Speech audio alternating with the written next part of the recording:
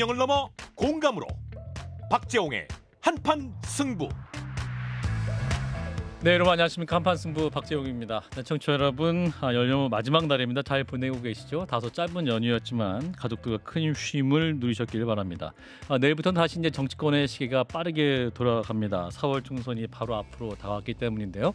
자, 오늘 한판 승부에서는 설 명절 밥상에서 논의된 정치권에 대한 우리 민심에 대한 이야기, 그리고 4월 총선을 앞둔 정치권에 대한 모습에 대한 전망과 평가 지금까지 시간을 갖도록 하겠습니다. 오늘 이 자리는요, 김병민 국민의힘 전 최고위원, 서영주 더불어민주당 상근부 대변인, 허은하 개혁신당 최고위원, 박성태 실장 네 분과 함께하겠습니다. 민심 토론 잠시 후에 시작합니다.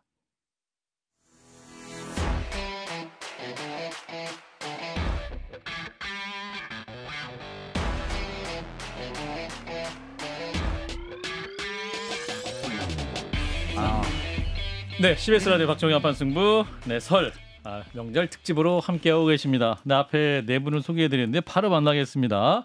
자, 먼저 김병민 전 국민의힘 최고위원 어서 오십시오. 네, 안녕하세요. 명절 연휴 잘 보내셨죠? 예, 얼굴 표정이 굉장히 좋으십니다. 네. 예, 그 대통령의 담화를 들으시고 더 마음이 편하신 것 같습니다. 그 설 명절을 앞두고 예. 전통시장, 저희 동네에 있는 전통시장에 오늘 대통령께서 방문하셨습니다. 네, 그래서 뭐 지역에 계신 분들도 좋아하셨고, 또 전통시장 활성화를 위해서 큰 힘 보태주시고 가신 게 아닌가 생각합니다. 그렇군요. 자, 서영주 더불어민주당 상근부 대변인 어서 오십시오. 안녕하십니까. 더불어민주당 상근부 대변인 서영주입니다. 예. 설 잘 못 보냈습니다. 웃으면 안 되는데. 웃으면 안 돼. 설 내내 이게 당에 충성을 했는데 경선의 기회조차 얻지 못했습니다. 창피합니다. 네, 석자로 이제 일단은 뭐 좀 기분 업 시키려고 하는데요. 예. 서운함은 감출 수가 없네요. 그래서 뭐 설 잘 보내셨어요라고 물어봤을 땐 제가 잘 보냈습니다 할 수가 없잖아요. 전 솔직한 사람입니다. 못 보냈습니다. 한판 승부에 자주 모시도록 하겠습니다. 네. 자, 그리고 주황색을 입고 오셨습니다. 자, 허은하 개혁신당 인재영입 위원장 어서 오십시오. 네, 안녕하세요. 새해 복 많이 받으시고요. 오늘보다 나은 내일을 위해 열심히 뛰고 있는 개혁신당. 개혁신당. 허은하입니다. 이준석의 개혁신당. 이준석의 개혁신당. 허은하의 개혁신당. 허은하의 개혁신당. 감사합니다. 그러면 잘 모르니까 그래도 개혁신당입니다. 유명해요. 네, 개혁신당 최고위원 인재영입 위원장. 개혁신당. 네. 예능감도 있으시네. 자, 박성태 실장님. 네, 안녕하십니까. 새해 복 많이 받으십시오. 서영주 지금 부대변인이 사실 뭐 민주당 입장으로 당연히 당원이니까 여러 방송에서 많이 활약을 했는데 이번에 또 그렇게 돼서 진보 참칭 패널이 되지 않을까 보여요. 눈치가 보여요? 장성철 소장과 둘이 딱 팀으로 짜서 이거 또 이게 청진 소리 되면 안 되는데 이게 뭐 당에서 이미 다 끝난 일이기 때문에요. 저는 제가 선택하겠습니다. 지금 개혁신당 영희 인재영입 위원장이 눈독 들이고 있습니다. 눈빛이 예사롭지 않아요. 이거 안 됩니다. 그러면 물밑 협상을 해야지 이런 식으로 공개적으로 하면 안 됩니다. 제가 유튜브 프로그램 같이 한번 해봤는데 저희 개혁신당하고 딱 잘 어울리시더라고요. 안 된다니까. 언제든지 환영합니다. 당직마저 이거 다 이렇게 하려고 하는 거예요. 상근 지금 부대변인인데. 상근 부대변인인데 경선의 기회조차 못 얻은 상근 부대변인. 지금 이제 우리 서영주 대변인이 이제 경선 과정에서 약간 컷오프 재심 신청하셨죠? 했었죠. 근데 했었는데 여지 없더라고요. 그래서 제가 봐서는 제가 당에만 충성했나 이재명 대표한테 충성을 못했나 뭐 그런 평가를 받지 않았냐라는 좀 생각도 있어서 하여튼 뭐 다시 한번 이 걸어온 정치사를 돌아보고 있습니다. 설 내내 돌아만 보고 있습니다. 야, 우리 김병민 최고위원이 딱 그 서영주 대변인이 딱 말씀하는 거 보고 딱 그 천장을 바라보면서 정치란 이런 것인가 이런 생각하신 것 같아. 어떤 생각이세요? 아닙니다. 전 개인적으로 좀 안타깝고요. 방송을 워낙이나 오래 같이 해서. 그렇구나. 네, 그리고 좀 경선의 기회가 만약 주어졌다면 언론의 또 주목도나 인지도가 워낙이나 높은 정치인이고 또 지역에서 굉장히 큰 성과를 거둘 수 있었을 텐데 일단 뭐 야당 입장에서는 야당을 이끄는 당대표의 영향력이 그 어느 때보다 큰 것 아니겠습니까? 개인적으로 좀 지켜보면서 씁쓸한 마음이 있습니다. 김병민 최고 같은 경우는 이제 대통령이 본인이 예비 후보로 있는 지역구에 와서 같이 시장도 돌고 같이 논 건 아닙니다. 있어요. 그 마음 너그럽군요, 그죠? 마음의 곡간이 너그러워요. 얼굴이 그냥 화내요. 아니 뭐 좀 화나면 대기실부터 계속 웃고 있더라고요. 저는 나는 화가 나고 환하고. 좋습니다. 자, 이제 4월 총선이 60일 앞으로 다가왔는데 이제 일단 총선의 시대 정신으로 국민의힘 한동훈 비대위원장은 이제 운동권 청산, 586 청산을 내걸은 상황이고 이재명 대표는 검사 독재 청산이 중요한 과제다 이렇게 이해하고 있습니다. 일단 이재명 대표인이 검사 독재 청산 이 얘기를 하니까 한동훈 비대위원장은 검사 독재가 사실이었으면 지금 감옥에 계실 분이다 이렇게 또 말씀까지 했었는데 자 일단 이번 총선 시대 정신 뭐라고 보시는지 누구부터 말씀해 주실까요? 우리 김병민 전 최고부터 말씀해 주시죠. 예. 제가 지역을 다니면서 들었던 얘기 중에 이번 총선의 시대 정신은 그만 싸우랍니다. 그만 싸워라. 예. 옛날부터 그만 싸워라 했는데 정치권에서. 이번엔 조금 더 심해요. 제발 좀 그만 싸워라. 제발 좀 그만 싸워라. 그리고 이래라. 그래서 저는 이번 총선의 시대 정신을 그만 싸우라고 하겠습니다. 정말 다닐 싸워라. 때마다 거의 모든 국민이 주신 얘기거든요. 그래요. 네. 오늘 그 시장에 가셔서도 들었단 말이에요. 시장에 가서도 마찬가지고 아마 이거는 저뿐 아니라 지역에서 정치를 하면서 도시는 모든 정치인들이 똑같이 들을 겁니다. 그 언론에 영향이 있는 건 우리가 싸우는 모습만 중계해서 그런 거 아닙니까? 박성택 실장님. 반성이 싸우지 말아요. 우리. 저는 싸우지 말자, 청산, 때려잡자 이런 거 그만합시다라고 늘 얘기하는 사람입니다. 근데 김병민 최고위원이 정말 대단한 게 당 비대위원장이 비상식이어서 또 비대위원장 아닙니까? 그렇죠. 비대위원장이 계속 몇 번이나 반복해서 총선의 시대 정신은 운동권 특권 세력 청산이다라고 하는데 그건 난 모르겠고 내가 들은 민심은 싸우지 말아야다. 저는 소신 있는 자세 아주 높게 평가합니다. 단순. 그래서 그렇구나. 오늘 주제가 대통령 KBS 대담이어서 그만 싸워라. 그만 싸워라. 그만 싸워라. 자 우리 허은하 개혁신당 인재영입 위원장께서 이번 총선의 시대 정신 뭐라고 보십니까? 저는 보다 나은 내일을 위한 개혁이라고 생각합니다. 개혁. 지금 뭐 싸우지 말아도 정치 개혁의 하나일 테고 국민들께서는 양 기득권에 지쳐 계시다. 그리고 그러니까 싸우는 모습이라는 게 너무나 말도 안 되는 기득권을 가지고 본인들끼리 가졌던 그 욕심을 내려놓지 못하는 모습. 그리고 지금 뭐 운동권 청산이나 검사 독재 청산 뭐 이런 말씀들 하시는데 그게 민생이랑 사실 관계가 있습니까? 물론 청산해야 되는 분들이지만 우리 지금 먹고 사는 문제를 해결해 줄 수 있는 어떠한 시대 정신은 아니라고 봅니다. 둘 다 그냥 기득권일 뿐이거든요. 그렇죠. 그 기득권들끼리 그 기득권을 더 많이 갖기 위해서 싸우는 이런 것들을 깨야 한다. 어떻게 하면 정치 개혁을 할 수 있느냐라는 것이 시대 정신이라고 생각하고요. 그래서 그러한 정치 개혁을 하기 위해서는 이제 젊은 정치인들에게 기회를 줄 때가 됐다라는 생각도 저는 합니다. 그래서 개혁신당 젊은 정치인. 허은하 인재영입 위원장이 말씀을 하니까 가장 공감하신 분이 우리 서영주 대변인. 자, 그래서 이번 선거에 검사 독재 청산 공감하십니까? 당대표가 말씀하신. 나름대로 양 당에서는 어떤 프레임을 잡은 거는 같아요. 그러니까 그 부분도 일견 있겠죠. 뭐 운동권 청산 부분도 존재하니까 이야기를 하는 것이고 그렇게 얘기했을 때 그걸 또 바라는 국민층이 있을 거예요. 검사 독재 청산 이것도 바라는 층이 있어요. 근데 이 두 가지 프레임은 아까 김병민 최고도 얘기했지만 먹고 사는 문제하고는 상관이 없어요. 국민들은 말하는 대로 먹고 사는 문제가 가장 중요한 시대 정신일 수 있다. 왜냐하면 너무 힘들어요. 예를 들어서 뭐 코로나 때보다 더 힘들다는 얘기를 하거든요. 그러니까 결국엔 그런 얘기를 하는 거죠. 그만 좀 싸워라. 일 좀 해라.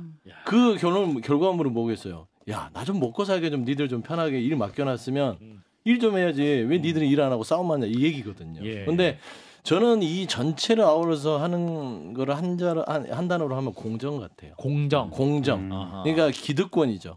결국엔 기득권을 가지고 밥그릇 싸움 하지 말고 정말 공정하게 공평하게 그러니까 운동권도 그렇잖아요. 운동권 청산도 운동권이 민주당 내에서 기득권화돼서 공정하지 않게 독식해 왔으니까 이제 그만 좀 하라는 얘기고 검사 독재도 그렇습니다. 검찰 권력을 가지고 누구나 평등하게 수사도 하고 해야 되는데 편중되게 수사하는 부분들이 있었기 때문에 이번 시대 정세는 먹고 살기 위해서 좀 공정하게 좀 공정이다. 해라. 우리 서영주 대변인이 좀 당과 거리를 두고 있는 것 같아요. 그렇습니다. 지금 객관적인 민심을. 약간 메시지가 지난주까지만 해도 서영주 대변인이 당의 입장에서 설파를 하고 좀 쉴드 치기 힘든 거는 약간 돌려서 그래도 쉴드 치고 날 버렸잖아. 지금은 저랑 비슷한 무당의 관조자적 입장에서 평론하는 느낌이 조금 나요. 민주당을 끊임없이 사랑하고 뼛속까지 민주당. 의견은 앞서 개혁신당이랑 너무 비슷한 것 같은데. 그러니까요. 제가 들으면서도 좀 놀란 게 사실 이 공정이라는 게 21대에서 민주당을 공격할 때 썼던 키워드잖아요. 근데 이제 그게 윤석열 정부의 행태들을 보면서 과연 공정한가라는 화두를 국민들은 던지고 있어요. 아, 그 21대 뿐만 아니라 그렇죠. 지금도 22대도 공정이 화두가 될 것이다. 그리고 여야가 결국에는 그 어떤 공정이라는 단어 속에서 제대로 하고 있느냐 그런 반성들은 정치권에 필요한 거 아니겠어요? 그러면 정치개혁 제대로 하는 개혁신당밖에 없습니다.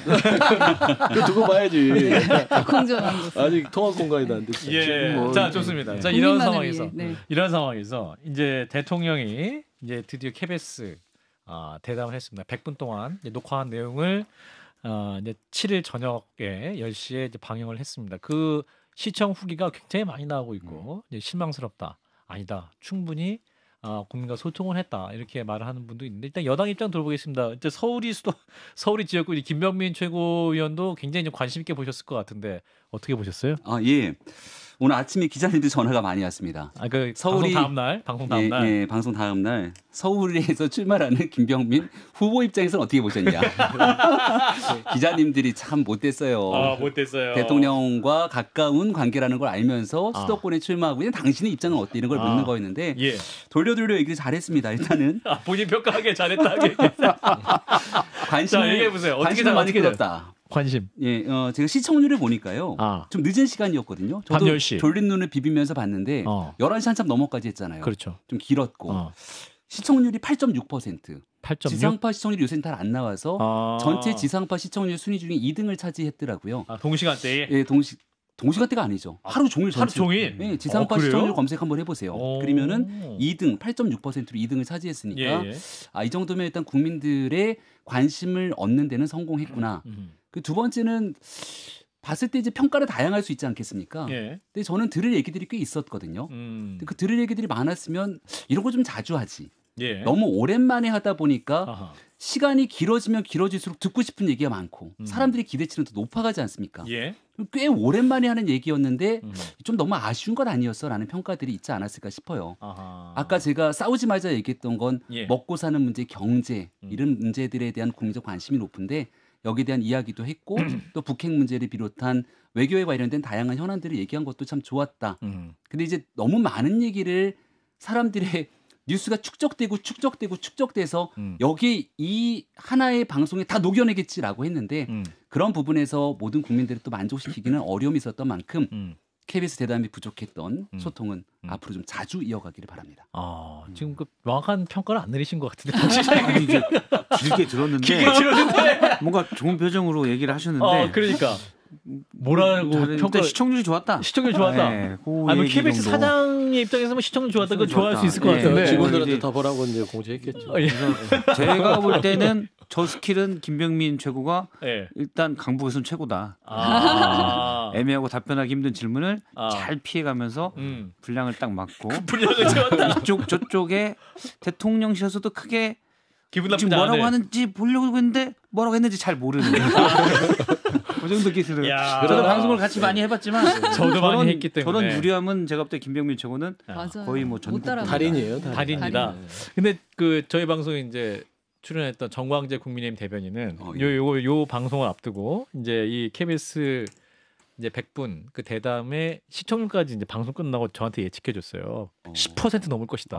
이건 공영방송 KBS 이대 10% 넘을 것이다 이렇게 저한테 호언장담했는데 10이 안 넘었던 거네. 순간 청취는 뭐 10이 될 수 있었겠지만 요즘 지상파 시청률이 잘 안 나온다는 걸 모르고 있었던 것 같아요. 종편에서만 MBN 출신이어가지고 KBS가 사장 바뀌고 시청률 뚝뚝 떨어졌어요. 알겠습니다. 자 허은하 우리 인재영입 위원장 개혁신당에서 어떻게 보셨어요? 지금 국민의힘 입장에서 얘기 안 하게 되니까 참 마음 편합니다. 제가 말하고 싶은 대로 말할 야당 수 있지 입장에서 않겠습니까? 말씀해 주세요. 국민의힘 계실 때도 마음대로 하셨잖아요. 그렇긴 하네요. 그래도 좀 노력했었는데 8.6%라는 게 사실 시청률이 잘 나왔다라고 하기는 좀 애매한 시청률인 것 같습니다. 적어도 10%는 넘어야. 왜냐하면은 공무원들만 다 봐도 10%는 넘었을 것 같은데 대통령께서 말씀하시는데 안 봤구나 이런 생각이 들고 그래요. 사실 저도 이제 실시간으로 좀 보다가 저는 졸았습니다. 아, 그래요? 예, 너무나 예상됐었고 예상된 것에 다른 스토리가 전개가 되다 보니까 그 다음도 너무 예상이 되다 보니 좀 흥행에는 실패한 게 아닌가 하는 생각이 들었고요. 예. 만약에 이제 국민 관심을 많이 받았던 대담이었다라고 말씀하시는데 저는 라이브로 기자회견했으면 15% 이상은 분명히 시청률이 나왔을 거라는 생각을 좀 했습니다. 라이브였으면. 예, 라이브로 이제 멋지게 답변해 주시는 그런 모습을 보였으면 어땠을까 하는 생각이 들었고요. 우리 대통령께서도 김건희 여사 명품백 그 관련해서 좀 아쉽지 않았나 생각한다 뭐 이렇게 말씀하셨는데 그렇죠. 예. 저도 이 대담이 좀 아쉽지 않았나라고 생각됩니다. 자, 서영주 부대변인 어떻게 드셨어요? 저는 뭐가 아쉬웠는지 모르겠어요. 아, 대통령이 아쉬웠다고 하는 게 무엇이 아쉬웠는지. 예, 그러니까 뭐가 아쉽죠? 대통령께서? 그러니까 대통령께서 아니죠? 그거는 하는 거야. 그거는 감사합니다. 당연히 아쉬울 수 있죠. 저는 아쉬운 게 아니라 예. 낭비라고 생각하니까. 시간 공영방송에서 전파 낭비. 우리가 쉽사리 얘기하면 그건데 예. 이번 윤석열 대통령의 대담 자체는요. 준비 과정부터 맥이 다 풀렸어요. 라이브가 아니었잖아요. 그러니까 뭐 그 녹화를 하고 나서 대통령실에서 입장문 낸 것도 웃겨요. 뭐 짜여진 각본 없이 뭐 사전 질문이 없이 얘기했다. 녹화잖아요. 예. 그게 무슨 의미가 있어요? 그럴 것 같으면 생방송 하시지. 그렇지 않습니까? 예. 되게 그 공색한 이런 얘기들. 그다음에 두 번째 얘기하는데 윤석열 대통령께서 국민들이 제일 듣고 싶었던 건 김건희 여사의 명품 파우치백에 대해서 얘기를 하고 싶었던 거예요. 예. 듣고 싶은데 없어요.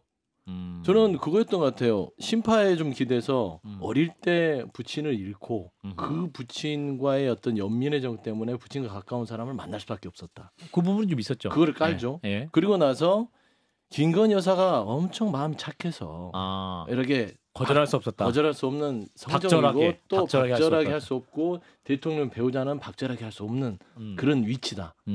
그래 다 좋아요. 네, 다 근데 좋아요. 왜 받았어요? 그냥 그거예요. 왜 받았는지 그 부분은 해명이 없다. 그게 안 나왔죠. 주니까 받았죠. 그러니까 주니까 받았다고 하는데 아니 받은 거에 대해서 국민들이 어떻게 생각하는지에 대한 공감 능력이 제로였어요. 그리고 나머지 부분들은 누구나 다 할 수 있는 서면 인터뷰로도 할 수 있는 얘기예요. 저는 그래서 국민들한테 뭐 공감을 얻었다라고 국민의힘은 뭐 자평을 할 수 있지만 제가 개인적으로 봤을 때는 매를 벌었다. 매를 벌었다. 네. 이번 총선에서 이제 더 큰 매를 맞을 수 있는 자락을 깔았다. 김경길 비대위원이 이제 지난 목요일에 저희 방송에 나와가지고는 이제 그 대통령의 그 방송을 보고 앞으로 이제 남은 매는 우리가 맡겠다 이렇게 얘기를 하고 나갔어요. 많이 맞으라세요. 김경률 비대위원. 김경률 비대위원이 저희 방송에 이제 지난 목요일 인터뷰를 했었는데. 이제 사과 충분했냐 했더니 이제 남은 사과는 우리가 대신 사과하겠다 이렇게 그렇게까지 가까운 관계입니까? 두 분이 그렇게까지 가깝구나. 예, 뭐 그렇게 됐는데 자 우리 박 실장도 말씀 주실까요? 아니 저 김병민 최고위원한테 여쭤보고 싶은 게 벌써 물어보세요. 대통령이 이제 정책 부분 저출생 문제랄지 이런 부분 대답을 많이 하셨었잖아요. 예. 근데 이제 가장 국민들이 듣고 싶었던 현안 김건희 여사의 백 문제에 대해서는 김병민 최고위원님이 따로 언급을 안 하셔서. 아까 얘기를 많이 하지 않았나요? 그래요? 그건 싹 빠졌습니까? 중간에 모르겠어요. 편집한 걸 다시 프레임별로 보면 나와 있을지 모르겠는데 얘기하신 부분 중에 세 분께서 언급하지 않은 게 하나 있어요. 어떤 발언 중에. 앞으로 이런 일이 일어나지 않도록 그러니까 재발 방지 예방에 관한 문제를 많이 했는데 국민들께서 궁금하신 건 과거에 있었던 문제에 대한 어느 정도의 문제 인식 이 여부일 겁니다. 처음에 나왔던 대응은 여기에 대한 이제 정치 공작에 관한 부분들을 당이 좀 세게 언급을 해서 그렇죠. 공작으로 볼 수도 있죠. 몰카니까. 근데 그렇게만 볼 수 있겠냐라고 하는 국민적 정서가 많기 때문에 그걸 고스란히 인정하고 넘어갈 수 있는 부분을 어떻게 얘기하냐가 중요했을 겁니다. 아마 대통령께서 이제 말하기 되게 어렵고 힘든 부분들이 있었을 텐데 거기에 대해서 할 수 있는 본인의 언어로 이제 이야기를 했던 거라고 생각하고 그 다음에 이제 넘어가서 해야 될 거는 두 번 다시 이런 일들이 대한민국 사회에서 일어나서는 안 된다는 국민적 정서가 있을 거지 않습니까? 거기 좀 집중해서 얘기하려고 노력했던 측면들이 있지 않았는가? 이 부분은 아무도 말씀 안 주셔서 제가 좀 덧붙이고 싶습니다. 제가 그걸 좀 덧붙이려고 저는 질문이 있을 줄 알고 그걸 아껴뒀던 것이죠. 그러니까 이제 이 대담을 국민들이 기다렸던 거는 그 명품백에 대해서 김건희 여사가 받은 거를 김건희 여사가 직접 사과를 안 하고 있잖아요. 그렇죠. 그래서 배우자인 대통령이 나서서 대신 사과를 해주기를 바랬던 것인데 그렇죠. 사과는 아니잖아요. 명백한 사과는 아니죠. 사과는 아니잖아요. 아쉬운 부분이고요. 재발 방지도 이게 앞뒤가 안 맞는 게 재발 방지 이런 거를 되도록 하지 않겠다라고 해놓고 나서는 제2부속실이 있었던들 효용이 없을 것이다. 이런 얘기를 해요. 했었죠. 그러니까 결국에는 이거는 시스템 문제가 아니라 유저의 문제예요. 영부인이 문제예요. 그러니까 영부인 자체를 바꾸지 않는 이상 이 문제를 바꿀 수가 없잖아요. 받았잖아요. 영부인 바꾸면 안 되죠. 예를 들면 그런 거죠. 시스템이 바뀌어도 영부인 자체가 그런 생각들을 바꾸지 않는다면 이 문제는 계속 재발될 수밖에 없어요. 그렇기 때문에 영부인이 직접 나서서 저번에 허위 경력처럼 사과를 하시는 것들이 다시는 안 받을 거 아니에요. 국민들 앞에서 사과를 하면. 근데 그걸 안 하면 또 모르는 것이죠. 저가 여권 관계자들이랑 얘기를 해보니까 그런 게 강하더라고요. 아마 이제 정치권에 오래 계신 김병민 최고나 허은하 의원님이나 서영주 대변인은 잘 어떻게 그러지라고 했을 텐데 여권에서 계속 그 얘기를 해요. 사과는 어느 때 하냐? 잘못했을 때 하는 거다. 우리가 사과를 하면 대통령이 사과를 하면 잘못했다고 인정하는 게 된다. 그러면 바로 야당에서 또 잘못했다고 하지 않았냐. 수사받아야지. 요 생각을 하니까 그런 가장 첫 단계인 사과도 말을 못 꺼내는 그런 게 들어가는 것 같아요. 그래서 아닌가요? 그래서 또 어쨌든 저는 그게 약간 검사를 20년 이상 정도 하면 그 한계가 그렇게 온다라고 좀 생각이 들고 그래서 전혀 국민의 눈높이와는 다른 게 벌어졌다. 이런 게 좀 생각을 합니다. 자, 김용민 총 말씀 정치적인 배경이 지난번에 이제 패스트트랙에 태워서 쌍특검 문제가 최종 정리가 안 됐잖아요. 거부권 행사, 그러니까 제2요구권을 행사했으면 그다음 이제 국회에서 절차에 따라 그다음 즉각적인 처리가 돼야 되는데 총선 때까지 그걸 이제 민주당이 들고 있는 것 아닙니까? 그러니까 어떤 방식의 메시지가 나오든지 간에 그다음에 정치적으로 이게 쌍특검 문제랑 같이 연동될 수 있기 때문에 총선을 앞두고 발언 하나하나에 대한 고민이 없을 수가 없다. 이런 생각이 하나 있고 사과는 어떤 방식으로 얘기를 하든지 간에 우리 허은하 의원님이 소속돼 있는 개혁신당에서 그런 얘기 있잖아요. 만약 대통령 사과하면 그 대리 사과 아니냐. 그러면 사과를 만약 한들 김건희 여사의 직접 사과는 아니지 않냐. 또 이런 방식의 얘기가 나올 수도 있고. 그래서 여러 가지 언어 선택과 단어 선택, 그 상황 설명에 대한 고민들이 있었을 텐데 아무튼 보시는 분들마다 차이는 분명히 있을 거라고 봅니다. 아쉬움이 있다고 느끼시는 분들도 있을 거고요. 그럼에도 국민들 보시기에 부족하다는 점에 대한 내용들을 분명히 짚고 여기에 대한 재발 방지를 위한 기본 원론적인 내용들을 이끌고 갔다는 점에 대해서는 어느 정도 그것까지 부인하기는 어렵다. 네, 허은하 최고. 정치는 진짜 어려운 것 같습니다. 근데 이제 민주적 정치, 민주 정치의 관건은 사실 설득이거든요. 자기 생각만 표현하는 자기 표현이 민주 정치는 아닐 겁니다. 그러니까 민주 정치를 이끌어가는 최고의 리더시잖아요. 그러면 왜 국민들이 무엇을 가지고 오해라면 어떻게 이 부분을 이해시킬 수 있을지에 대한 설득에 대해 노력했어야 된다라는 부분을 말씀을 드리는 거고 우리는 이 얘기를 하게 되면 죄진자가 되니까 수사받기 싫어서 이 표현은 하지 않겠어 하면서 본인들이 말씀하시고 싶은 것만 전달하는 자기 표현은 민주정치는 아니다라는 좀 말씀을 드리고 싶습니다. 이 대담이라는 것이 녹화라고 했을 때 국민들이 실망했던 것은 국민의 목소리 아니면 국민의 질문을 하는 기자들과 대화해 주세요였는데 본인이 하고 싶은 말만 던지지 말아달라는 거 아니었겠습니까? 이 또한 자기 표현만 한 겁니다. 우리는 그러한 리더를 원하는 것이 아니죠. 부인을 얼마나 사랑하는지 부인을 얼마나 아끼는지 아름답고 좋습니다. 하지만 우리는 그러한 리더가 아니라 우리를 제대로 설득시켜서 국민이 걱정하지 않는 용산, 국민이 걱정하지 않는 정치 좀 보여달라는 건데 너무 적극적이지 못하신 것 같다. 좀 용기를 내셨으면 좋겠습니다. 사실 굉장히 좋은 기회였죠. 딱 그래서 이제 명절 전에 깔끔하게 털고 이제 국민의 입장에서 좀 집중할 수 있는 기회였는데 약간은 좀 완벽하게 해소되지 않았기 때문에 오히려 여당에게 약재가 된 것이 아닌가라는 생각도 들고. 자, 그러면 이제 앞으로 이 이슈가 가라앉을 것이냐? 가라앉지 않을 가능성도 많아 보이는데 김병민 최고 어떻게 보세요? 저는 그러니까 총선 때까지 민주당은 김건희 여사에 관련된 정치 공세 고비를 놓지 않을 겁니다. 그래요? 이슈는 이슈대로 여기서 대통령이 어떤 얘기가 나왔든지 간에 그 이슈는 촉발시켜서 나가겠죠. 근데 왜 라이브 방송을 하지 않았는가, 즉각적인 질의응답을 하지 않았는가, 뭐 여기에 대한 답변도 저는 도어 스태핑을 중간에 이제 그만뒀던 일에 대한 답변에 다 녹아 있지 않나 생각해요.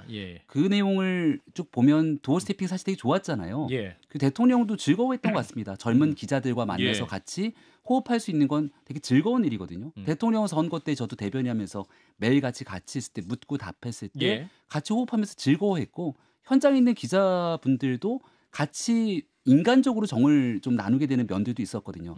근데 무슨 얘기를 했냐면 대통령이 도어 스태핑을 하고 나니까 하루 종일 그 얘기만 뉴스가 되더라. 그 말씀을 했죠. 그러니까 부처의 정책이라든지 부처 장관이 사라지잖아요. 모든 것들을 다 대통령이 오늘 도어 스태핑이 무슨 얘기를 할까? 여기에만 초점이 맞추니 대한민국 있는 부처 내각의 시스템 자체가 오히려 엉뚱한 방식으로 흘러갈 수 있다.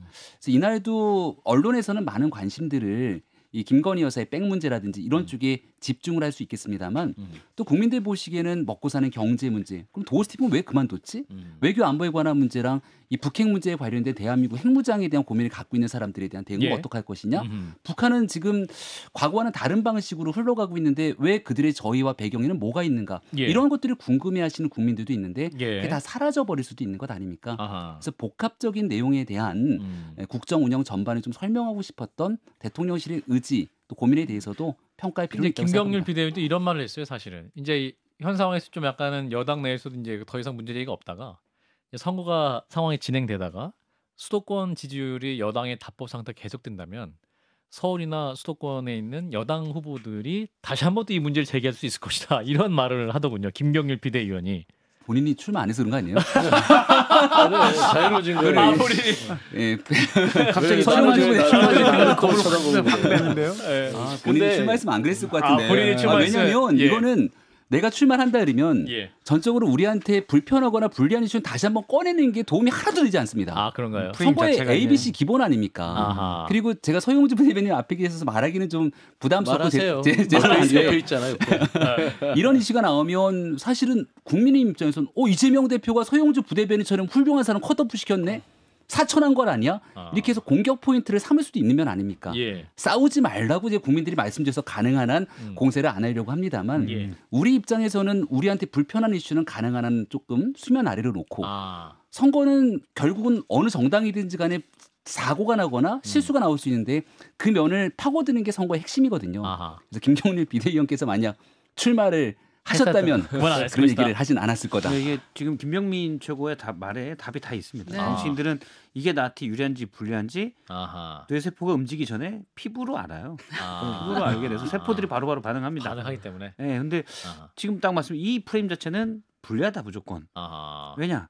대통령이 일반적 국민의 눈높이에서 해명이 될 만한 답을 하지 않았기 때문에 사실 그 정도만 됐어도 뭐 왜 자꾸 그 백 가지고 언제까지 그래?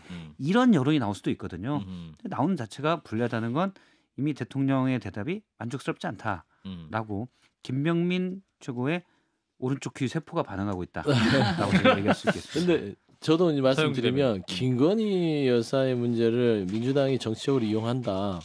그거는 전략적으로 이용한다고 생각하시면 돼요. 다 마찬가지일 거예요. 총선이 오면은 여당도 야당에 대해서 어떤 그런 부분에 있어서 이재명 대표 자꾸 흔들잖아요. 사법 리스크부터 시작해서 다시 법화 스물스물 내보내고 있습니다. 그러니까 이제 그 서로 공격 포인트인데 중요한 거는 그거를 어떻게 최소화할 수 있느냐는 문제예요. 그런데 김건희 여사 같은 경우는 이건 약속의 문제예요. 그리고 두 번째는 특권의 문제예요.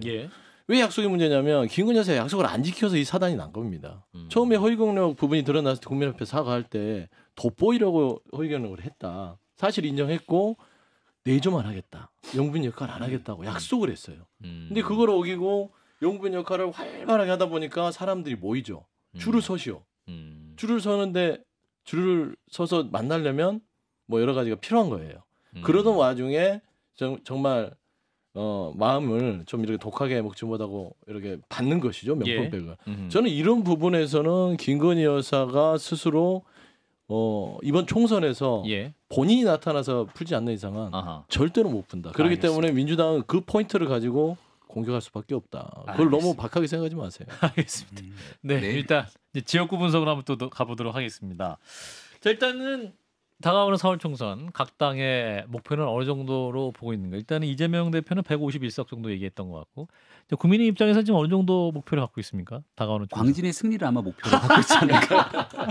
광진의 승리. 왜냐하면 캐스팅 보터 지역 그러니까 스윙 보터라고 얘기를 많이 하지 않습니까? 광진이? 그럼요. 한강벨트 얘기가 언론에서 괜히 나오겠습니까? 그럼 이런 지역에서 승리할 수 있을 때만이 수도권 120석이 넘는 곳에 국민의힘이 승리를 잡을 수 있고 그때 민주당보다 한 석이라고 높은 1당이 되는 것이다. 이렇게 판단하고 있을 겁니다. 비대위원장 입장에서 만약에 이제 4월 총선이 4월 10일이 됐을 때 성적표를 받았을 때 몇 석을 받았으면 야 그래도 선방했다. 민주당보다 한 석이라도 많으면.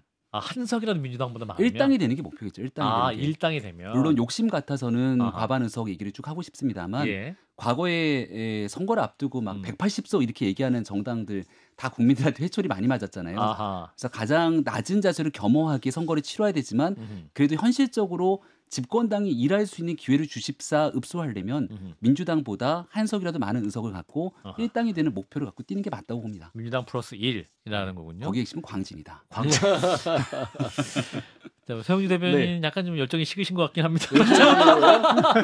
자, 민주당 151석, 151석 가능합니까? 151석은 이제 겸손한 수치이긴 한데요. 전체적으로 봤을 때 국민의힘의 목표들은 당연히 양 당에 서로를 한 석 더 양당보다 앞서면은 그거는 뭐 승리 요건이 되겠죠. 근데 한동훈 비대위원장을 제가 평가하면 그냥 개헌 방어선이면 됩니다. 그럼 성공했다고 평가를 받을 겁니다. 100석 뭐 이상이겠죠. 민주당 같은 경우는 151석을 처음에는 지금 현재까지는 151석을 겸손하게 얘기를 했던 거거든요. 지금 현재 윤석열 정부의 여러 가지의 정권 심판론에 준하는 무능한 국정 운영 자체는 강서구 재보궐선거 수준의 어떤 격차를 예상해도 될 만큼이에요. 다만 이거는 60일인데 이 기간이 깁니다. 이거는 결국에는 국민의힘과 민주당이 어떤 공천의 혁신의 모습을 보여주느냐에 따라서 151석이 되느냐, 그 미만이 되느냐 이런 관건이다. 저는 그렇게 생각하고 있습니다. 자, 개혁신당 좀 굉장히 지금 3지대 안에서 뭐 연합 공천 얘기도 많이 나오고 있고 실제적인 목표를 또 어느 선까지 잡아야 될 것이 여러 좀 혼란스러운 상황일 수도 있을 것 같은데 그럼에도 불구하고 개혁신당의 고민은 어느 정도 선이? 저희도 좀 100석을 얘기할 수 있으면 얼마나 좋을까. 저희는 뭐 교섭단체 20석 이상 하는 게 우선은 목표입니다. 교섭단체. 네, 그걸 하기 위해서 이제 3지대끼리 어떻게 뭐 통합을 해야 하나, 아니면 각자의 길을 가야 하나 그런 고민들을 많이 하고 있습니다. 근데 이제 과연 3지대가 빅텐트가 만들어질 수 있을 것이냐 이 부분에 대한 질문이 계속 있었습니다만 그래도 설 전까지 보면은 어떠한 그래도 통합을 위해서 그 각 당에 있는 분들이 한 목소리를 내려고 노력했던 부분도 있었던 것 같은데. 네. 지속적으로 어떻게 하면은 이 제3지대의 바람이 꺼지지 않도록 해야 되는지에 대한 노력들은 하고 있고요. 하지만 만약에 저희가 빅텐트를 했을 때 이것이 거대 양당과 다를 바 없는 자리다툼이다라는 목소리를 듣는다면 안 하는 게 낫다라고 하는 목소리도 있기 때문에요. 지속적으로 이 테이블 안에서 논의를 하게 될 것 같습니다. 네, 뭐 구정 안에는 답이 나오겠죠. 설 연휴 끝나면 결국 뭐 이제 내일쯤이면 국민들이 그걸 알 수도 있겠다. 그럴 것 같습니다. 자, 박성태 시장님 어떻게 보십니까? 저는 이제 국민의힘으로 얘기를 하면은 내부적으로 제가 취재한 바에 따르면 130석이 목표. 국민의힘이 맞죠? 130. 저 잘 모릅니다. 입모양을 제가 눈여겨봤는데 저도 들었습니다. 130석. 130석. 네, 그리고 120석만 돼도 선전한 거다. 120석이면 이제 패스트트랙을 막을 수가 있거든요. 그렇게 듣고 있었고, 근데 1월 초만 해도 이거는 쉽지 않다. 수도권이 힘들 것이다라고 생각했는데 최근에 한동훈 위원장이 보여준 뭐 모습에서 상당수가 좀 괜찮은 모습들이 있어요. 그러니까 지난번 관훈클럽 토론에서 얘기했듯이 중도에 대한 중요성 그리고 계속 손을 들었던 사람이 나중에 불출마하긴 했지만 어쨌든 김경률 비대위원, 이수정 교수, 윤희숙 전 의원 이런 분들이 나름 중도 내부 쓴소리를 할 만한 분이거든요. 한동훈 비대위원장이 계속 중도의 목소리를 높이기 위해서 그런 분들의 손을 들어주고 있어요. 그런 게 이제 계속 반복되면 전 약간 먹힐 거라고 생각을 합니다. 그런 게. 그래서 120석 정도 한강벨트에서도 일부 이길 수도 있겠구나라는 생각을 저는 지금 상황에서는 2월 중순에서 지금 상황에서는 해요. 광진도 어쩔지 모르고. 그런데 민주당은 지금 어떻게 되냐면 계속 친문 친명 갈등만 있고 오히려 친명들의 목소리가 과잉 대표되면서 더 한쪽 끝으로 가고 있어요. 예. 그래서 약간만 쓴소리를 해도 내부 지도부에 쓴소리를 해도 공천을 못 받는다거나 그런 일들이 이제 생기고 있거든요. 그러면 국민들 마음에서는 강성 지지층 마음엔 더 들겠지만 전반적인 표심에서 멀어지고 있죠. 그래서 현재 민주당이 보이는 모습들은 상당히 이전에 151석이 겸손하다고 봤겠지만 지금은 그것도 열심히 해야 될지 모른다. 그렇게 저는 보고 있습니다.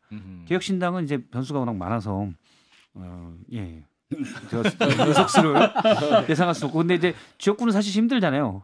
사실상 저희요. 예. 지역구에서 어떻게 따낼 것인가에 대한 것을 아주 심하게 고민하고 있습니다. 그거는 조금만 고민해도 될 것 같아요. 그리고 그 대신 이제 비례를 어떻게 하면 많이 저분은 어떻게 하죠? 화장실로 좀 와주세요. 허은하 의원님이 지역구를 고민하시는 것 같은데 돌직구를 날리신 거 아니에요? 아까 저기 원내 교섭을 지역구로만 한다는 소리 아니었나요? 그러면 더 좋다 그러니까. 이런 생각을 하고 있고요. 저희가 지역을 많이 하면 저희는 위성 정당을 만들지 않기 때문에 지역을 많이 하면 할수록 비례한테는 불리하죠. 지역을 많이 하려고 생각하고 있다라는 말씀드리고 저는 국민의힘의 그 공천이라던가 지금 룰들이 점점 바뀌어가고 있는데 왜 이렇게 의원들이 모를까 이런 생각은 좀 많이 들고요. 국민의힘에서 지금 김병민 의원도 예전에도 단수였나요? 21대 때도? 그때는 퓨처 메이커였죠. 퓨처 메이커로 가고 이렇게 계속 기득권이셨구나. 보면은 이번에 퓨처 메이커를 기득권이라고. 퓨처 메이커도 우리 기득권이죠. 비례대표를 받으신 분이 기득권 아닌가요, 의원님? 제가 조삼무사라는 말씀을 좀 드리고 싶은 게 사실 뭐 윤희숙 의원이라던가 기본적으로 지금 이제 뜨고 있는 분들 수도권에서 뭔가 이렇게 이름이 들려지는 분들 보면은 사실 비윤이 많습니다. 그리고 이기기 어려운 곳이죠. 사실은 쉽지 않은 곳에 가서 그래도 그분들이 이제 용기와 소신으로 아마 도전해 보시는 것 같기는 하는데요. 진짜로 친윤이라던가 기존의 기득권 분들은 절대 떨어지지 않는 곳에서 단수로 지금 등록이 됐거나 아니면은 그렇죠. 모르겠습니다. 여기도 사실은 뭐 힘든 지역이죠. 근데 이 영남 쪽 제가 이렇게 다 조사를 좀 해봤을 때 다 조사해 보니까 될 만한 분들은 다 혼자 들으시라고요. 그러니까 단수로. 영남인데도 그래서 다 이렇게 되어가는구나라는 느낌이 드는데 누군가를 돌리고 그리고 또 서병수 의원님도 마찬가지잖아요. 그분도 왜 갑자기 가서 싸워봐라라고 말씀하시는 게 멋있는 말 같지만 사실은 나가서 살면 좋고 죽으면 하는 수 없고거든요. 그래서 우리 뜨거운 물에 갑자기 넣으면 개구리들이 뛰쳐나오지만 살살 이렇게 삶아지고 있다라는 걸 모르는 것 같은데 빨리 더 삶아지기 전에 나오시면은 나오시라. 어디로요? 자, 네? 그러면 제가 아주 예의 바르게 모시겠습니다. 허은하 의원님이 인재영입 위원장이시잖아요. 인재영입 위원장. 지금 하시는 얘기는 국민의힘 내에서 어떻게든 이삭죽기처럼 누군가가 나와주기만을 바라는 것 같다는 생각이 들거든요. 근데 예전에 이준석 전 대표가 영남권에 가서 특히 대구의 살찐 고양이를 언급하지 않았습니까? 그러니까 개혁을 요구한다면 국민들 눈높이에 맞게 기존의 국민의힘 구성원이 아니라 정말 국민 눈높이에 맞는 분들을 영입하기 위한 노력들이 필요하겠죠. 근데 지금 말씀하시는 거는 국민의힘 내부에서 뭔가 사달이 나서 여기에 있는 사람들의 이탈을 원하시는 것 같은 느낌인데 사달 안 났습니까? 저는 그렇게 생각하지 않고요. 여기에 대해서 저도 이제 선거가 촉박해지면 나가는 후보자 입장에서는 굉장히 많은 스트레스를 받습니다. 근데 정치하는 사람들이 봤을 때 받는 스트레스에서 내가 통제 불가능한 외부 환경에 신경을 쓰는 순간 아무것도 할 수가 없어요. 그거 내가 할 수 있는 일이 아니니까. 제가 할 수 있는 일을 가지고 최선을 다하는 게 선거에 나가는 정치인들의 몫이거든요. 그러니까 개혁신당도 국민들께 개혁을 통해서 평가받고 싶다고 만든 창당한 정당 아닙니까? 외부의 환경에 너무 그렇게 기대하지 말고 내부의 개혁에 대해서 집중하셨으면 좋겠습니다. 근본적으로 그러니까 대기업에 계셔서 소상공인의 마음을 잘 모르시는 거예요. 이게 기득권에 있던 엘리트들은 평범한 시민들이 어떻게 살아가는지를 너무 모르시는 것 같습니다. 저희들이 이렇게까지 말씀을 드리는 이유는 배지 하나하나가 소중합니다. 그렇게 돼야 저희가 정치를 할 수 있고 그렇게 돼야 저희의 목표대로 아마 20석도 할 수 있기 때문이겠지요. 저도 이렇게 말하는 게 좋겠습니까? 저희 스스로 하고 싶지만 그렇게 될 수 있는 부분이 아닌 것이 현실입니다. 그래서 이 부분들을 알아야 시민들을 이해하는 거다. 그래서 양당의 기득권들에게 우리가 말하는 건 진짜로 민생은 알기는 알까. 이분들이 뭐로 지금 가슴 아파하고 답답해하는지는 알기는 알까. 예. 그 부분에 대한 질문을 자꾸 하는 겁니다. 예. 근데 그 김성태 전 의원이 지난주에 이제 컷오프가 됐지 않습니까? 그러니까 부적격 판정을 받았죠. 네. 부적격 판정을 받은 다음에 그 분노 인터뷰를 했습니다. 암처럼 퍼진 핵관들이 네. 당 공천 시스템을 망가뜨리고 있다. 추악한 완장질을 했다. 이렇게 얘기하고 실명을 거론했죠. 박성민, 이철규 의원인 뭐 이 두 분의 이름을 막 거론을 했는데 굉장히 셌어요. 사실은. 그러면서 탈당까지 고려하고 있다라는 보도도 나왔는데 그 발언 우리 김병민 최고는 어떻게 들으셨어요? 예, 저는 뭐 언급한 사람들이 다 친합니다. 다 잘 알고. 박성민, 당내 있는 이철규. 구성원도 웬만큼 다 잘 알죠. 저도 예. 지도부를 했으니까. 예. 그 김성태 의원이 갖고 있는 불편한 심정이 뭔지는 이해는 하겠습니다만 예. 우리가 이제 강서 보궐선거 참패를 통해서 지난날 당의 어려움들이 또 배가가 됐거든요. 그렇죠. 그러니까 강서라는 지역의 중요성이라는 건 이루 말할 수가 없을 겁니다. 예. 또 이 안에서 이제 김성태 의원이 오랫동안 강서에 활동을 해왔기 예. 때문에 부적격 판정을 받았던 거에 대해서 아마 쉽게 납득하기는 어려울 거라고도 생각을 하는데 예. 근데 그게 내부에 있는 사람들에 대한 공격으로 이어지게 된다면 음. 이게 만약 보편적인 정서가 이어졌을 때는 쭉 순차적인 사람들이 이어져야 되잖아요. 예. 아직은 그런 정도까지 나아가지 않았다. 그리고 아하. 한동훈 위원장이 비대위원장을 맡고 나서는 제가 음. 봤을 때 그렇게 누군가가 실력자처럼 움직이는 것 같아 보이지는 않거든요. 당내에서 한동훈 위원장이 지난날 이렇게 막 여러 파동들이 있을 때도 예. 나는 나의 길을 간다. 본인의 길을 명확하게 걷고 있는 사람이라 한동훈 위원장이 봤을 때는 좀 기분 나쁜 발언일 것 같아요. 왜냐하면 당에 대해서 발언이. 이기는 공천, 시스템 공천으로 가겠다 이렇게 얘기를 했는데 예. 그 말을 그대로 사용하게 되면은 한동훈 위원장은 아무것도 아니고 뒤에서 뭔가 보이지 않는 실세의 손이 조정하고 있는 것처럼 보이지만 예. 적어도 제가 수도권 선거에서 바라봤을 때 지금 공천 고민하는 사람들이 예. 누구한테 줄대고 누구한테 잘 보여서 하는 그런 작업으로 진행되는 것 같아 보진 않는다. 박성태 시장. 관훈 클럽 토론회에서 한동훈 비대위원장이 저는 딱 귀에 들린 게 그 표현이 귀에 들렸어요. 아는 사람, 신세진 사람, 은혜 갚는 공천 또는 자기 세력을 늘리기 위한 공천. 이게 사각끼는 공천인데 한동훈 위원장은 그런 공천 안 하겠다. 이기는 공천만 하겠다. 근데 실제 정치권에 그런 게 많아요. 아는 사람, 지인의 뭐 아는 사람, 그다음에 공천을 통해서 신세진 사람, 뭐 예를 들어 뭐 개인적으로 많이 도와준 사람을 뭐 공천을 준다든지 그런 게 많은데 그런 걸 안 하겠다. 그리고 한동훈 위원장은 본인은 아는 사람이 없어서 그걸 제일 잘할 수 있는 사람이다. 이렇게 얘기했는데 아는 사람, 신세진 사람 좀 딱 할 때 누가 떠오르냐면 강남에 공천을 신청한 이용모 전 비서관이 떠더라고요. 대통령의 또 아는 사람의 친인척이어서 예. 그래서 어떻게 할지 한동훈 비대위원장이 바로 본인이 철회했잖아요. 아니 그 어느덧 당에 따르겠다고 했죠. 네. 당에 따르겠다고 했는데 이원모 전 인사비서관. 네, 당이 어떻게 할지는 잘 그게 궁금해요. 그러니까 저희가 한동훈 위원장 캐릭터를 사람들이 많이 얘기하잖아요. 저 사람은 누구 말 듣는 사람도 아니고 제가 사실 이제 당 최고위원 그만두고 예.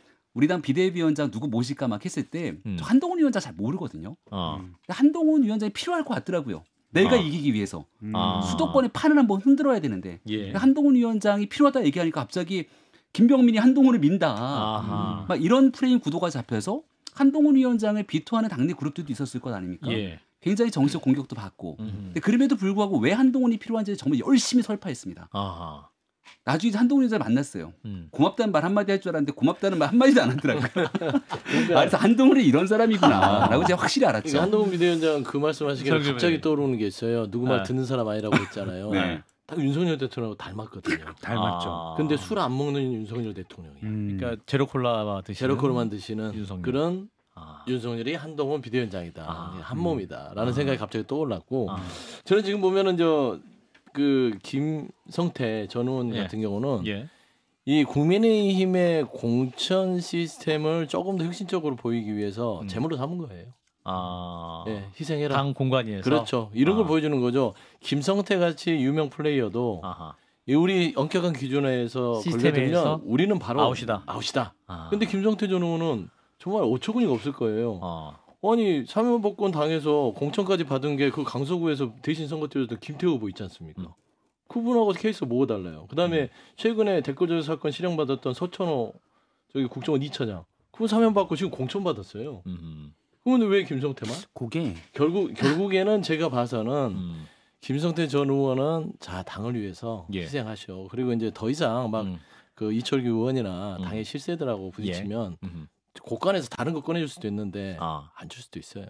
그런 조언을 좀 드리고 싶습니다. 그런 조언을 드리고 싶습니다. 제가 볼 때는 제가 뭐 정확히 아는지 모르겠는데 사실 김성태 전 의원님이 저랑도 이름이 같아서 박성태, 김성태 원내대표 하실 때 제가 또 여당 그 국회 여당 반장을 했었어요. 그래서 자주 뵙고 그랬었는데 그 국민의힘에서 공천할 때 4대 악은 안 된다라고 한 게 있고 또 4대 부적격이 있어요. 그거는 이제 사면복권이 돼도 이분들은 부적격이다. 사면복권이 돼도 했던 게 거기에 채용 비리 요게 들어가 있습니다. 그래가지고 아마 그 원래 따님 KT 그 부분 때문인 것 같은데, 그러니까 기존에 발표한 대로 하면 거기에 걸리긴 해요, 김성태. 그러니까 다른 유죄 판결을 받고 사면복권된 사람과 다른 게 그 국민의힘 내부 시스템상 그게 있더라고요. 물론 뭐 그 시스템을 그대로 채로 정확히 건 건 한번 희생양이 필요했을 수도 있고. 그래서 김성태 의원님이 왜 나만 갖고 그래 약간 이런 항의인 거잖아요. 그렇죠. 다른 사람들도 A, B, C 이런 사람들도 있다. 근데 이제 여기에 대한 말씀하셨던 첫 번째 걸음망에는 걸리진 않지만 뭐 막말을 비롯한 여러 가지 내용들은 공천 심사 과정에서 또 평가될 것이다 이렇게 보는 거잖아요. 그래서 2차 공천 심사에 대한 나중에 컷오프가 됐든 이 자격 기준에 걸리는 내용들을 보면 이게 진짜 이기는 공천을 위해서 도덕적 기준을 엄격하게 높인 건지 아니면 특정 사람을 딱 찍어놓고 하는 건지는 그 두 번째, 세 번째를 보면서 자연스러운 평가가 이어지지 않겠나? 허은하 최고 무슨 말씀하시려고? 보니까 좀 그때그때 다른 공천 룰이 있는 것 같다는 생각은 좀 들고요. 그때그때 너무나 다르게 하는데 좀 그래도 좀 잊혀질만 할 시간은 좀 주면서 말실수를 했으면 좋겠습니다. 한동훈 위원장이. 지금 뭐 지인이라던가 아는 사람이라던가 뭐 이런 분들을 공천 주지 않겠다고 말씀을 하신 겁니까? 그러면은 용산에 같이 있던 사람들은 뭐 지인이 아닌 건지, 장차관들은 늘 만나셨을 텐데 아는 지인이 아니신 건지 그거 묻고 싶고요. 그럼 지금 이제 후보로 냈던 사람들은 다 후보 철회하셔야 되는 거예요. 어차피 안 되니까. 그리고 한동훈 위원장이 다 공천 주는 겁니까? 공천관리위원회에서 진행하실 텐데 왜 본인이 자꾸 그 어떠한 기준들을 말하고 룰을 말하면서 이게 사천인 겁니다. 그러니까 어떤 사람이 되는지 안 되는지 내 입에서 나오는 대로 결정된다라고 말하는 거 아니겠습니까? 이게 정말로 또 이 용산하고 너무 비슷해요. 아니라고 하지만 계속 관여하시잖아요. 그래서 이제 아바타라는 얘기를 듣는 거다. 그래서 자꾸 이제 말실수가 상당히 많으세요, 한동훈 위원장이. 근데 왜 기자분들이 그걸 못 찾아내시는지. 너무 기사가 많아서 그런 건지. 큰일 나요. 요거 큰일 납니까? 그럼요. 방심위도 있고. 방심위는 거기까지. 여기까지만 해야겠네요. 자, 인천 계양을 잠깐 가보면 이제 이재명 더불어민주당 대표, 원희룡 전 장관 두 분의 매치업이 거의 성사되는 것이냐. 근데 또 일각에서는 원희룡 전 장관도 굉장히 고민이 많다. 또 한편으로는 이재명 대표도 고민이 많은 것 같다. 아버지 계속 여러 가지 얘기가 나오는데 일단 원희룡 장관의 고민은 뭔가요? 다른 곳으로 가고 싶거나 혹은 당선 가능성이 좀 적어서 다른 곳에 혹시라도 갈 수 있는. 이미 건물 현수막까지 쫙 걸어놓고 활동하시는 모습을 보니까 원희룡 끝이다. 장관 입장에서는 이미 돌이킬 수 없는 상황이 돼버린 것 같은데요. 그렇군요. 저는 이제 가장 초창기만 하더라도 원희룡 장관이 인천에 가는 것보다는 쓸 수 있는 이 카드, 그러니까 굉장히 많은 곳에서 원희룡 장관의 경쟁력을 키울 수 있겠다라는 생각을 갖고 있었는데. 근데 본인이 이제 선택한 거잖아요. 그 본인의 선택으로 인해서 오히려 이재명 대표가 약간 좀 어려운 측면들을 겪게 된 것도 있죠. 왜냐하면 선거를 치르는 내내 대장동 저격수로 잘 알려진 원희룡 장관은 대선 국면에 이재명 대표랑 1대1 구도를 가지고 계속 그 문제를 꺼내게 되면 선거는 프레임이기 때문에 원희룡 장관이 착정하고 그 문제만 가지고 가면 방어, 수세적인 측면에서 선거를 치러야 되는 이재명 대표는 굉장히 불편할 수밖에 없을 거거든요. 인천 계양을에 묶여서 어떤 전국 선거 지휘를 어려울 수도 있다. 그렇지 않습니까? 내가 나가갖고 윤석열 정부 비판도 하고 선거 전체를 끌고 가고 진두지휘해야 되는데 원희룡 장관이랑 붙으면서 대장동 문제를 끊임없이 해명하게 된다면 총선 국면에서도 굉장히 어려울 수밖에 없게 되겠죠. 그러니까 그런 불편함이 저 같으면 원희룡 장관도 본인한테 굉장히 큰 리스크를 감내하고 하는 겁니다.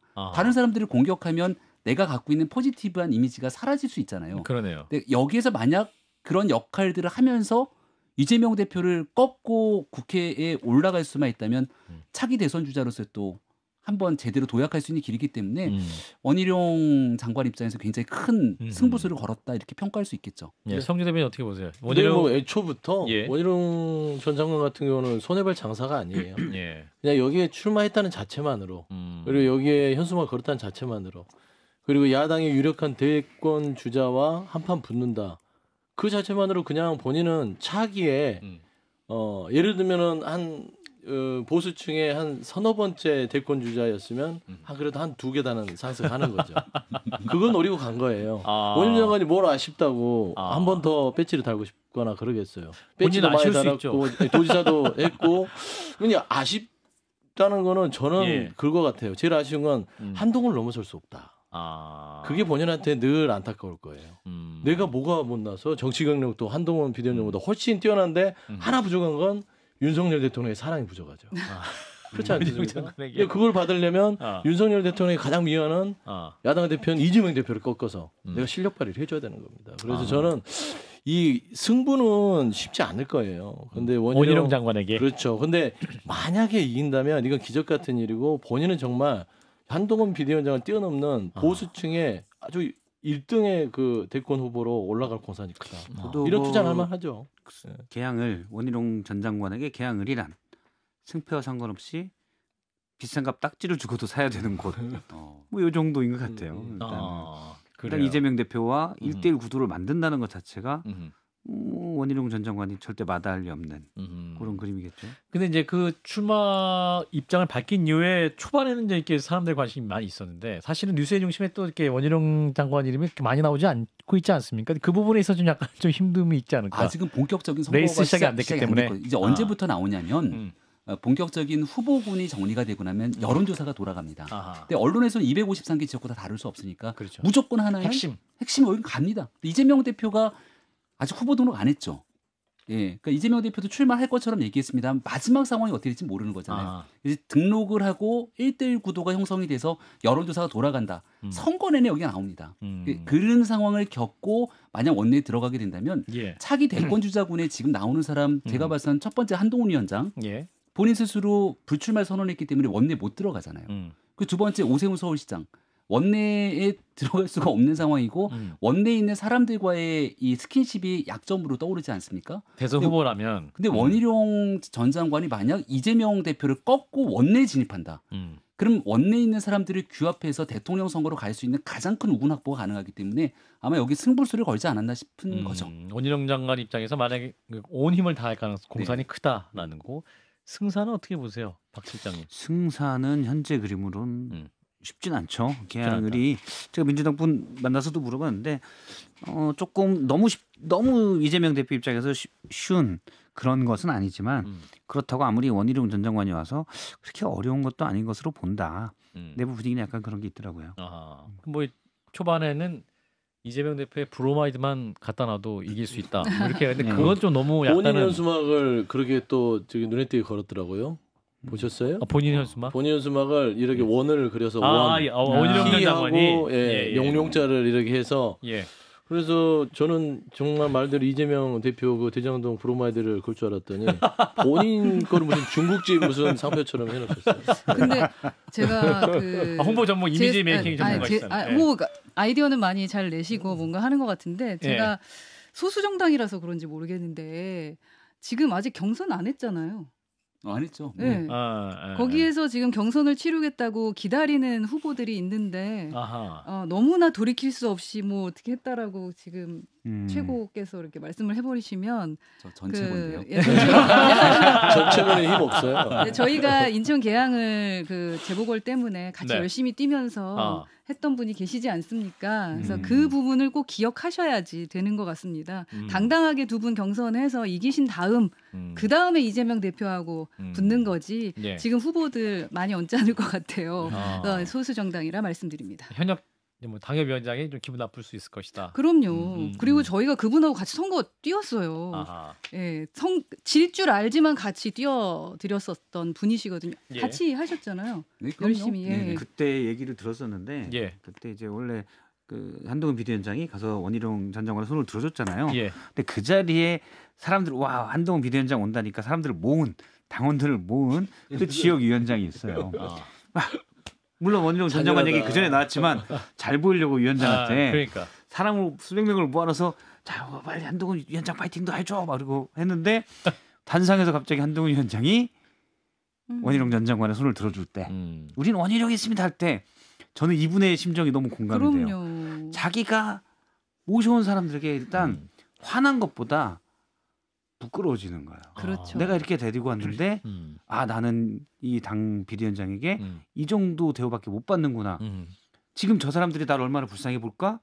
그게 저는 제가 그 얘기만 들어도 제가 다 좀 그러더라고요. 그게 사천이에요. 사천이고 여의도 정치 문법으로 보면 말씀하신 것처럼 나와의 친소관계 또 나를 위해서 그러니까 당을 위해서 이렇게 모으는 부분들 이렇게 생각할 수 있는데 사실 일반 국민들 입장에서는 누가 누구를 모아왔고 안 모아왔고는 이건 여의도의 언어지만 그렇죠. 국민들은 사실 그걸 보는 건 아니지 않습니까? 그래서 한동훈 위원장이 얘기하는 게 난 여의도 정치문법이 아니라 5천만의 언어를 쓰겠다 얘기했는데 저도 여의도 정치에 많이 익숙해 있는 사람이에요. 그래서 서울시당위원장 신년회 때 한동훈 위원장이 김경진 비대위 손 들었을 때 제가 제일 먼저 눈길이 왔던 게 우리 김성동 위원장 김성동 마포울 위원장. 그러니까 이게 여의도 사람들의 생각이지만 애석하게도 일반 국민들이 바라봤을 때는 그런 당협위원장의 정치 활동에 대해서 잘 모르는 경우도 많습니다. 그래서 어떻게 하면 국민의힘이 이길 수 있는데 가장 유력하고 좋은 후보를 낼까에 대한 고민들이 있을 거니까 알겠습니다. 아마 한동훈 위원장은 이기는 그런 쪽에 법은 집중했겠죠. 생각하지만 저희가 그때 재보궐선거 나가주시는 것만으로도 너무 감사했던 분입니다. 지는 줄 뻔히 알면서 나가주신 거거든요. 그래서 그 부분은 그래도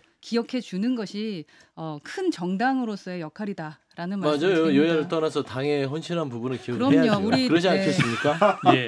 더불어민주당에 오늘 좀 잘 맞네요. 헌신을 해왔던 서영주 상근 부대변인과 함께하고 있습니다. 자, 1분 잠깐 마무리하도록 하죠. 잠시만요. CBS 라디오 박정희 한판 승부 설 특집 사전 녹화된 방송으로 사전 녹음 방송 함께하고 계시는데요. 2부에서도 뵙겠습니다.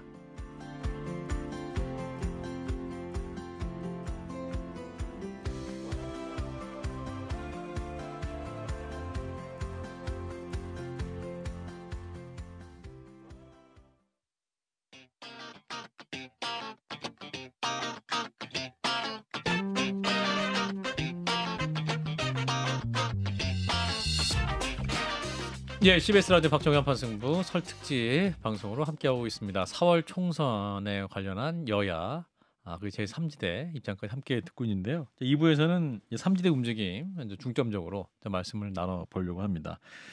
이제 각 신당이 언제 하나로 뭉칠 것이냐, 그리고 과연 이제 4월 총선을 앞두고 기호 3번으로 이 빅텐트가 구성이 돼서 유권자들이 선택지에 대한 큰 고민 없이 선택할 수 있는 순간이 올 거 이 부분인데 시간은 다가오고 있고 이제 삼지대 움직임이 빨라지고 있는 상황인 것 같습니다. 허나 인재영희 위원장님께서 개혁신당 어떻게 지금 논의가 진행되고 있는지 고민이 많습니다. 고민이 많으시고 통합 대통합해서 빅텐트를 꾸리느냐 아니면 좀 자강으로 가야 되느냐라는 부분에 있어서 고민이 많아서 저희가 설 전에 당원들에게 설문조사도 돌렸고 그리고 또 저희끼리도 이제 테이블 내에서 많은 논의들이 있는데요. 아마도 과감한 저희가 제안을 좀 하게 될 것 같고요. 그 과감한 제안을 이제 어떻게 받느냐 안 받느냐에 대한 그런 결정들을 하는 시간들을 갖지 않을까 하는 생각을 갖습니다. 그렇군요. 말이 좀 조심스럽네요. 그러니까 구체적으로 어떻게 말을 하기가 좀 약간 어려운. 이게 협상 카드 같은 얘기도 될 수 있기 때문에. 그리고 저희끼리 얘기했던 것은 밖으로 얘기하지 않기로 또 약속한 것이 있어서. 그렇군요. 그 개혁신당 안에 있는 이제 이준석 대표와 그다음에 천하람 최고위원 두 분의 이제 어떤 출마 문제, 이제 비례대표로 갈 거죠, 지역구 출마할 거죠. 지역구 출마가 제일 가능성 높은 겁니까? 네, 두 분은 확실히 지역구이고요. 천하람 최고는 순천에 나가고 싶어하는 본인의 생각이 거의 99%인데 오랫동안 순천에서 다 밟아왔기 때문에. 근데 이제 지금 이준석 당 대표가 좀 기다려달라라고 계속 이제 발목을 잡고 있습니다. 순천 출마 선언을 기다려달라. 저희가 지금 여러 가지 전략을 고민을 하고 있는데 아무래도 같이 이렇게 뭐라 그래야 되죠? 벨트를 만들어서 나갈 수도 있고 아니면은 이제 호남에 저희가 아무도 이제 후보를 내지 않으면 안 되는 게 된다면 또 천하람 최고가 순천에 있어야 될 수도 있고 그래서 저희가 이제 폭은 많이 좁혀놨습니다. 근데 최종 결정을 내리기까지 미안하지만 좀 기다려달라라는 요청을 한 상황입니다. 최종 결정 시기는 아직 알 수 없는. 네, 저희가 지금 제3지대 지금 논의 중이라서 결정이 좀 늦어지고 있습니다. 그래요. 자, 이러한 제3지대 활동을 바라보시는 다른 당에서 민주당, 그러니까 그 기다려달라고 하는 거는 좀 시간이 많이 좀 남았을 때 하는 건데. 그렇죠. 그러니까 후보 등록이 3월 한 21일 그렇게 되잖아요. 그럼 역산해서 늦어도 2월 28일, 27일까지는 모든 게 아주 늦어도요. 2월 28일. 2월 28일은 돼야 왜냐하면 공간이라는 게 결국에는 심사도 해야 되고 절차가 필요하거든요. 물리적으로. 그러면 2, 3주 정도는 절차가 필요한데 그거 없이 아무 소리도 없이 그냥 개혁신당 자체가 창당을 했는데 그런 걸 남겨놔야 되거든요. 그러면은 최소 2월 13, 14에는 바로 개문 발차가 들어가야 돼요. 그냥 합당이 안 되더라도 통합 공간이가 운영이 돼야 됩니다. 근데 지금 봐서는 아직도 지지부진한 것처럼 보이거든요. 왜냐하면 우리 안에 있던 거를 극도로 말을 아끼자. 그러니까 제가 오늘도 뭐 잠깐 뵀지만 김용남 전 의원 같은 경우 의장님이죠. 거기 정책위원장님께서도 거기에 대해서 한 말씀 할 수도 없다. 항고하기로 했다. 이거예요. 그거는 뭐냐면 알려줄 수 없다는 것은 아직은 잘못하면 삐걱거리면 팍 깨지는 그 수준이거든요. 그래서 제가 봐선 이 정도 속도 가지고는 큰일 나요. 그래서 이제 조언을 드리면 속도를 빨리 내야 되고 저 같으면은 천하람이든 아니면 좀 이름 있는 호남원이든 어디 지역구에 출격시킨다는 것부터 먼저 애드벌룬 띄워놓고 가도 개혁신당 자체가 좀 이 주목도를 올릴 사실 수 있지 않을까 생각합니다. 안에 출마하고자 하는 의원들이 그렇게 많지 않기 때문에 그렇죠. 출마하는 장소 지역이 겹칠 확률이 좀 적지 않습니까? 네, 그렇습니다. 그러니까 어떤 지역에 대해서 강하게 먼저 깃발을 꽂고 그렇죠. 랜드마크 같은 느낌도 줄 필요도 있고 계속 이게 계속해서 기다려봐라 하면 계속해서 지지도는 계속 떨어져요. 근데 저는 이준석 대표죠. 이준석 현 대표 생각이 아마 이르지 않을까 싶은 게 아무데나 갔다가 출마할 수는 없는 거잖아요. 그러니까 가장 뉴스가 되는 곳에 출마를 해야만 앞서도 제가 253개가 되는 지역구가 있는데 언론이 보도할 수 있는 건 결국 손에 꼽을 겁니다. 뭐 격전지라든가. 그럼 그 손에 꼽을 수 있는 언론 주목도가 있는 데다가 자원이 그렇게 많지가 않으니 핵심적으로 언론에 알려질 수 있는 자원들을 딱 그 공간에 투입돼서 뉴스를 3파전을 끌고 갈 때만이 비례정당에서 비례의석을 확보할 수 있는 정당 지도를 가져갈 수 있다 이렇게 판단할 텐데 우리 당도 그렇고 민주당도 그렇고 공천 속도가 좀 늦거든요. 우리가 명절 지나고 나면 이제 그때부터 면접이 시작되고 그럼 그 주 주말이 지나야 어느 정도 1차 공천들이 정리가 될 텐데 여기에 대한 선수 구도가 나와야 거기에 그림을 잡을 것 아닙니까? 그렇게 되면 한 2월 말 정도가 돼야만 어느 정도 지역에 대한 그림이 나올 텐데 전략적으로 이해가 갑니다만 우리 서 대변인께서 말씀 주신 건 선거가 그렇게 계획대로만 되는 게 아니다. 유권자들 입장에서는 얼굴도 알리고 선거 치르려면 최소한의 시간이 필요한데 한 달 남짓 되는 시간으로 과연 선거를 치를 수 있겠는가라는 고민이 함께 따르네요. 맞습니다. 저희 개혁신당 고민을 상당히 많이 해주셔서 너무 감사해요. 아마 이 방송이 나온 다음 날쯤에는 저희가 아마 공간이 얘기가 나올 수도 있고 그리고 이미 이제 개문발차에 대한 얘기가 나올 수도 있을 겁니다. 그러니까 속도가 중요하기 때문에 저희가 더 그 입을 다물면서 제3지대 통합 회의를 하고 있는 부분이고요. 그래서 어떻게 요번 주 그때가 아마 13, 14, 15가 면접을 보를 겁니다. 국민의힘에서. 국민의힘은 면접 보고 이렇게 진행될 때 저희는 또 저희의 이 진도를 나갈 수 있을지 그리고 또 예비 후보 등록을 하고 싶으신 분들이 지금 몇십 명이 예비 후보 등록을 이미 하셨고 그리고 저희 쪽에서 예비 후보 등록을 하고 싶으신 분이 100여 분이 기다리고 계시는데 만약에 제3지대가 이렇게 통합을 하게 됐을 때 같은 부분. 그런 부분도 저희가 고민을 해봐야 되기 때문에 지도부는 아마도 지도부는 2월 말 정도에 어쩌면 결정이 나지 않을까. 그러나 저희는 빠르게 하자.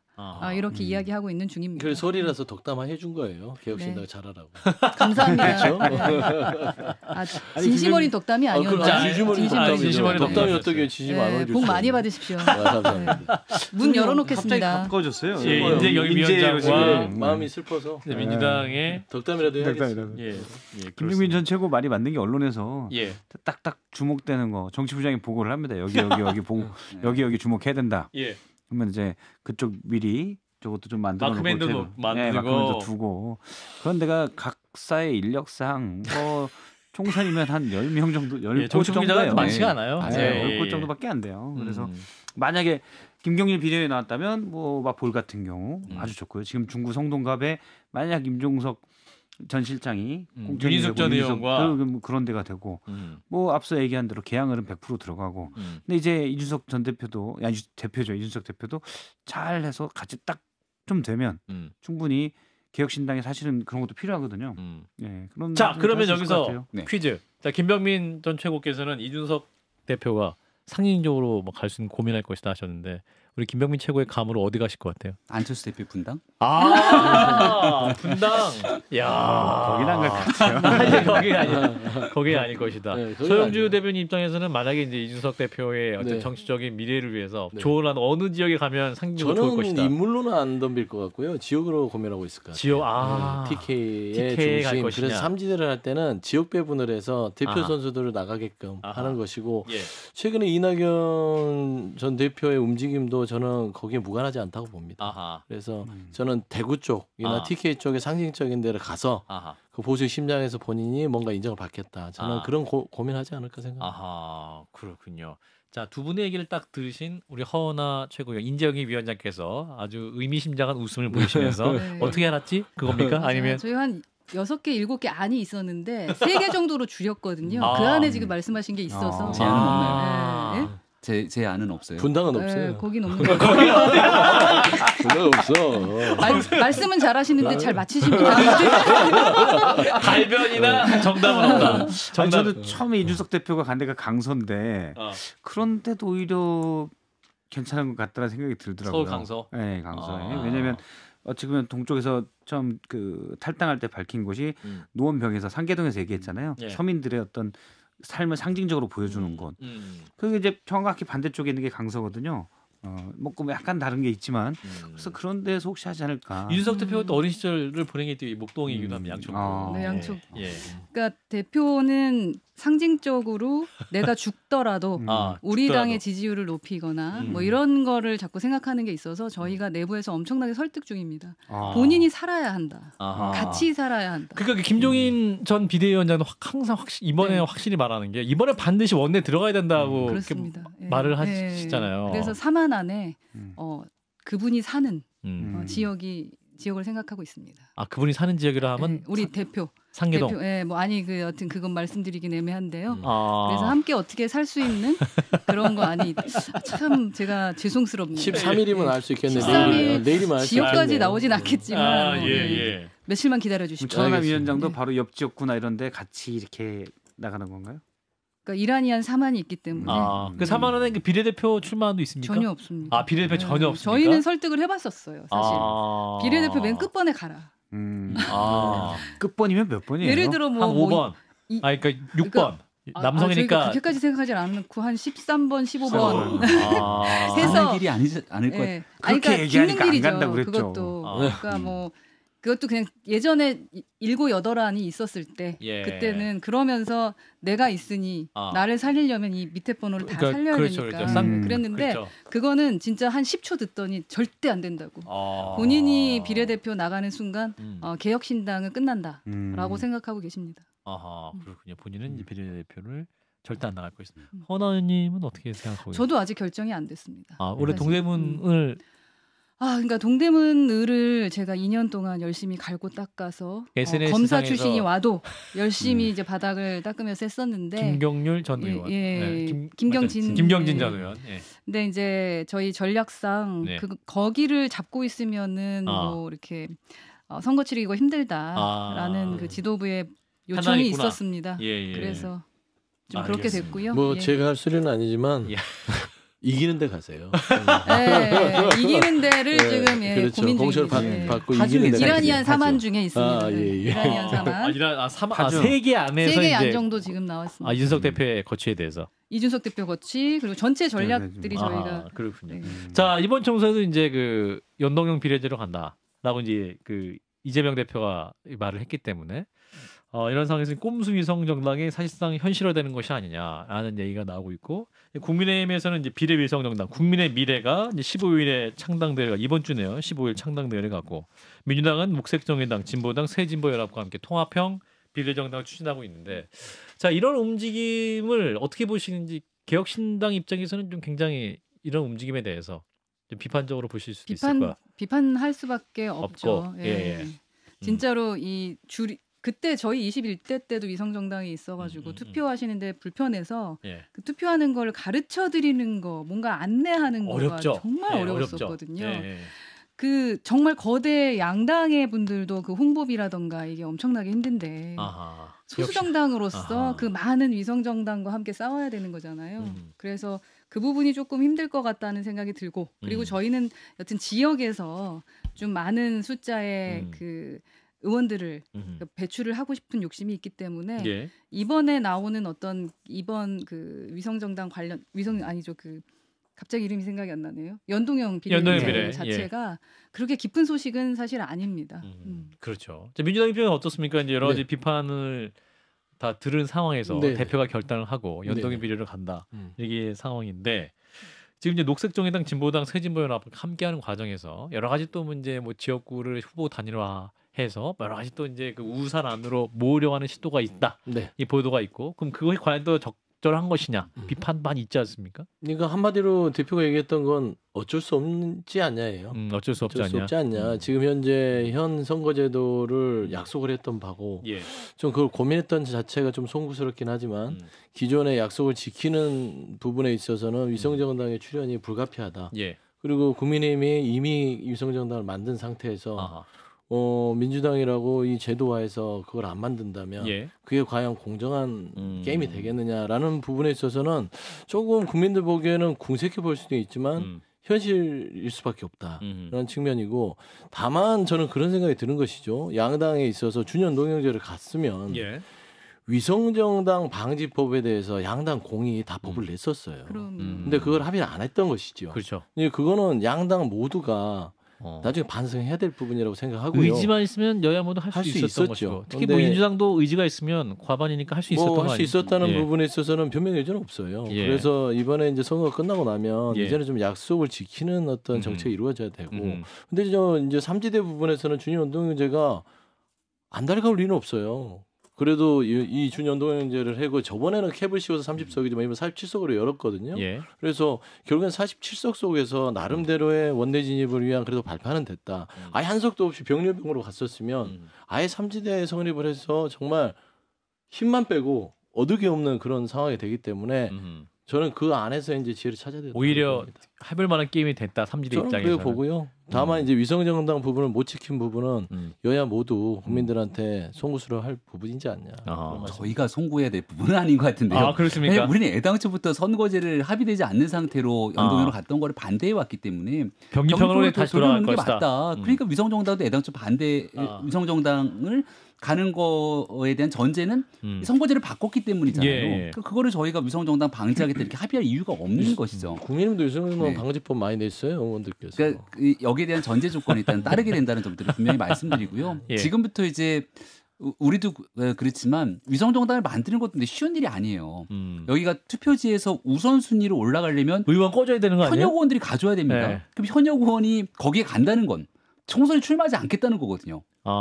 불출마를 선언한 사람이나 비례대표 의원들 중심으로 이제 가져야 되는 거기 때문에 얼만큼 현역 의원들이 거기에 가서 번호를 앞번호로 받을 건지 그럼 거기에 간 사람들이 이 현재 있는 정당과 합을 맞춰서 제대로 된 비례대표 의원들을 착착착 만들어낼 것인지 우리 허은하 의원님도 원래 처음에 비례순위를 그렇게 받은 게 아니에요.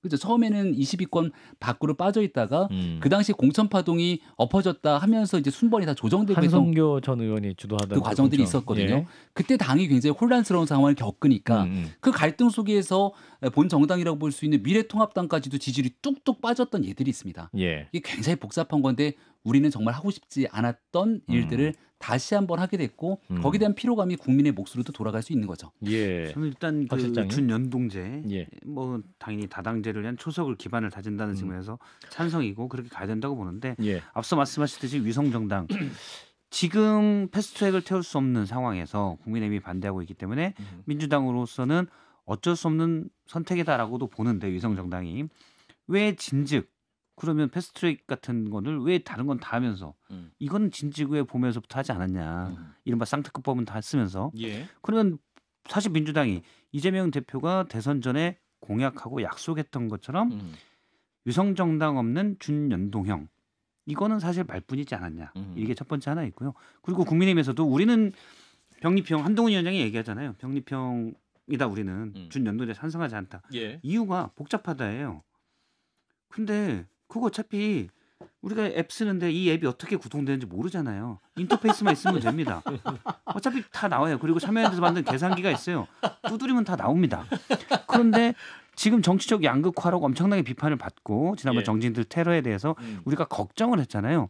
그러면 저는 다당제가 장기적으로 그런 정치적 양극화, 극한의 대립을 막는 하나의 장치가 될 수 있다고 보는데 한동훈 위원장은 아니다. 우리가 그냥 복잡하니까 선명하게 양당제로 가자. 치고받고 선명하게 양당제로 싸우는 게 국민들이 보기 편하다라고 생각하는 건지 아니면 병립형을 원하는 게 그렇잖아요. 병립형을 원하는 게 복잡하기 때문이라는 건 정말 머리 좋은 한동훈 위원장이 복잡해서 병립형이 준연동제가 싫다?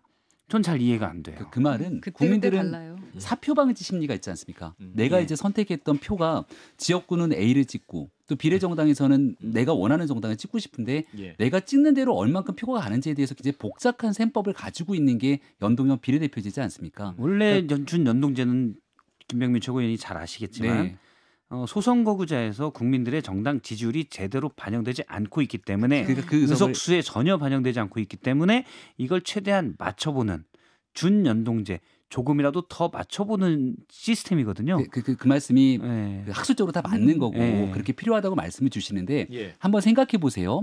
우리 지난번 총선 때 준연동형 캡을 씌워서 했습니다. 근데 거기에 열린민주당이라는 정당이 툭 하고 튀어나와요.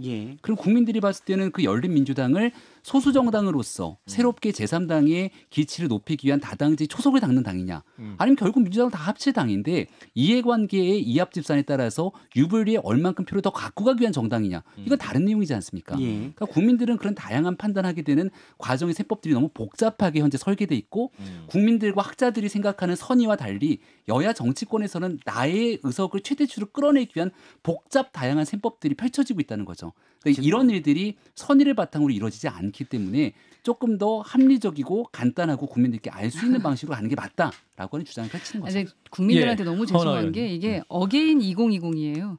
그때도 똑같이 계속 이렇게 토론했어요. 니들이 안 만들었으면 우리도 안 했다.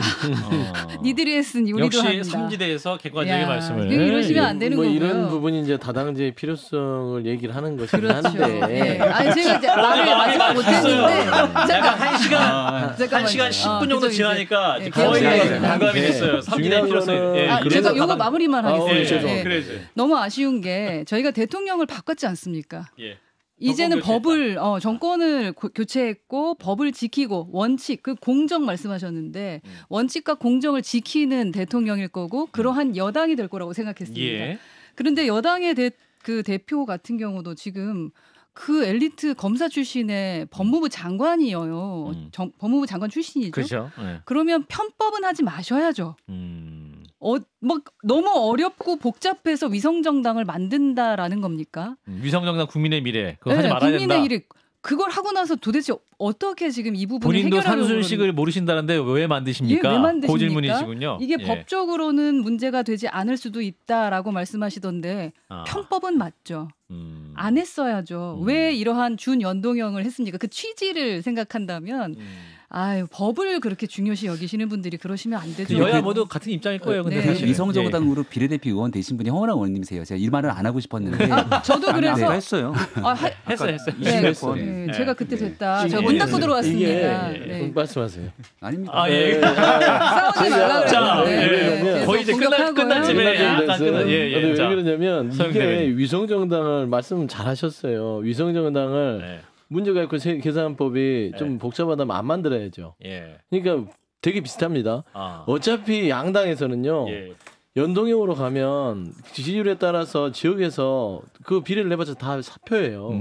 그러면은 결국에는 왜 내느냐. 솔직한 말로 삼지대 잘 되는 걸 못 보겠다는 거거든. 더 가져오겠다는 거예요. 우리가. 그러니까 이런 부분들에 있어서 꼼수라고 하더라도 결국엔 또 선거는 의석수지 않습니까? 근데 그런 또 실질적인 부분을 가지고 원칙론으로 비판할 수 있으나 뭐 실제 현실에 대해서 그렇게 비판하는 것은 또 선거에서는 또 큰 의미는 두지 말아라 그런 말씀드립니다. 네. 예. 한마디만 딱 예. 야, 뭐 병리평이든 연동형이든 국민들 마음을 얻을 수 있으면 되거든요. 2016년도 병리평으로 치러진 선거였지만 당시 제3지대 바람이 세게 불었고 그때 국민의당이 갖고 왔던 비례 의석이 13석인가였던 거로 기억을 합니다.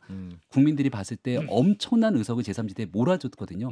지금 연동형이냐 아니냐로 싸울 때가 아니라 국민의 마음을 얻을 수 있는 본질 여기에 대한 경쟁을 할 때다. 저도 한마디만 하면요. 저희 제3지대는 그런 걸 바란 적이 없습니다. 사실 지금 와서 말씀드리면 저희는 국민의힘이 원했던 병리평을 했을 때 저희에게 훨씬 더 이득입니다. 예. 네. 저는 당의 마음을 못 얻어서 할 제 말이 얘기를 없습니다. 말 안 할게요. 죄송합니다.